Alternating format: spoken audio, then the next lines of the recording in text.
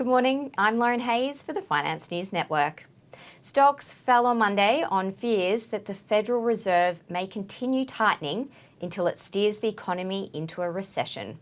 A hotter than expected reading of the November ISM Services report further fueled concerns that the Fed will continue hiking after the index topped Dow Jones's estimates and increased from October.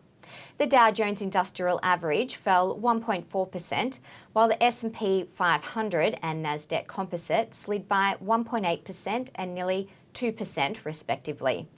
Tesla shares shed nearly 6.5% on reports of an output cut at its Shanghai factory, while tech stocks, Microsoft, Amazon and Netflix all declined on growth concerns. Salesforce tumbled almost 7.5% as it announced the departure of Slack's CEO. Macau-linked casino stocks gained on hopes of easing COVID-19 restrictions. While the war in Ukraine grinds on, Western countries have been debating how to curb Russia's oil revenue without causing major disruptions to energy markets. They think they landed on an innovative solution.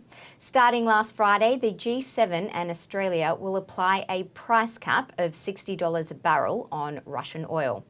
This way, it keeps Russian oil flowing to countries that still buy it. And Russia is forced to sell its oil for cheaper than it wants to, which could dent Putin's ability to fund his war in Ukraine. Sales of oil and gas are estimated to account for 42% of Russia's total revenue this year. And the mechanism for enforcement? Well, Western countries dominate the maritime industry that Russia relies on to ship its oil. So the G7 is telling Western companies that they can't insure, finance or ship Russian oil that's more than $60 a barrel.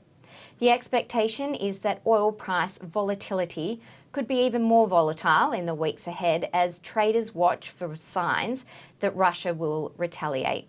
The oil price fell 2.8% overnight. And in further commodity news, US natural gas prices tumbled more than 10% as warm weather and another delay to the restart of the Freeport LNG terminal in Texas hit expectations for fuel demand. All sectors closed lower, with energy and consumer discretionary the big drags. Worst performing thematics included social media, lithium, hydrogen and Tesla-related companies. The SPI futures are pointing to a 0.6% fall. I'm Lauren Hayes. Enjoy your day.